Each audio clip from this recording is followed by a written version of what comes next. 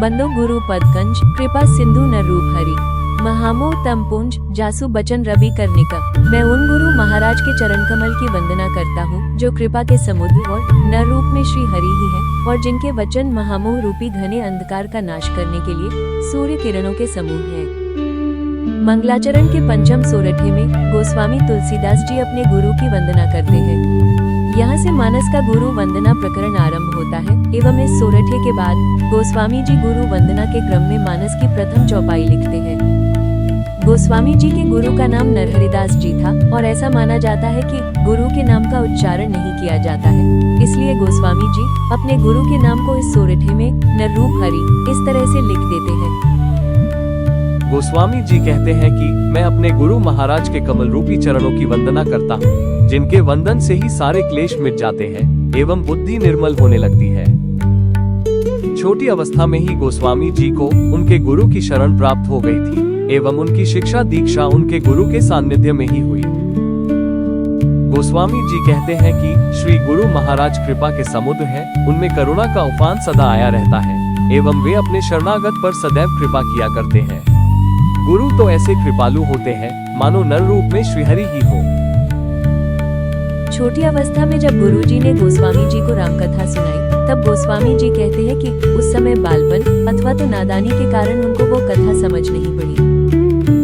तब भी करुणामूर्ति दयालु एवं कृपालु गुरु ने कृपा करके बार बार वो कथा गोस्वामी जी को सुनाई। तब कहीं जाकर बुद्धि के अनुसार गोस्वामी जी को वो कथा समझ पड़ी। फिर बाद में उसी कथा की रचना उन्होंने अत्यंत मनोहर भाषा में की।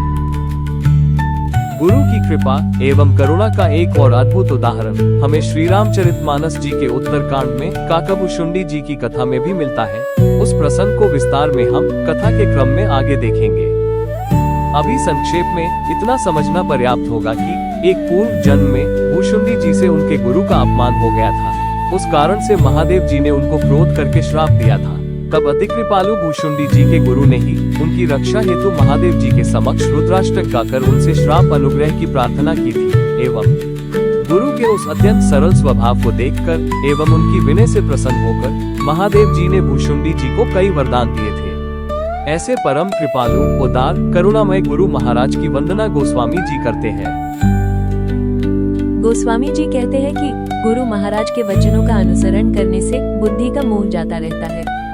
गुरु के वचन सूर्य की किरणों के समूह के समान होते हैं जो महामोह रूपी घोर अंधकार का विनाश कर देते हैं। यह अंधकार जब हट जाता है तब बुद्धि मोह से मुक्त हो जाती है, बुद्धि निर्मल हो जाती है, हृदय पवित्र हो जाता है, जगत वंदनीय लगने लगता है एवं श्रीहरिहर के चरणों में विश्वास दृढ़ हो जाता है।